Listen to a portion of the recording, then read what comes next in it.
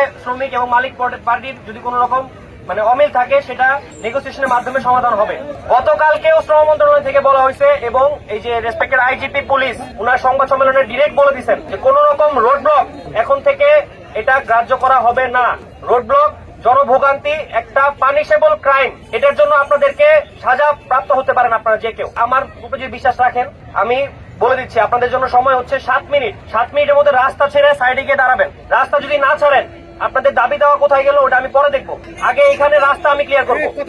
আমার কথা পরিষ্কার, আমি আশা করি 7 মিনিট সময়। 7 মিনিট পরে এখানে যারা থাকবেন তারা আমার ডিরেক্ট আদেশ ভঙ্গ করছেন এবং এই জনভোগান্তি ক্রিয়েট করছেন, এই পানিশেবল ক্রাইমের আন্ডারে আপনারা জেলে যাবেন।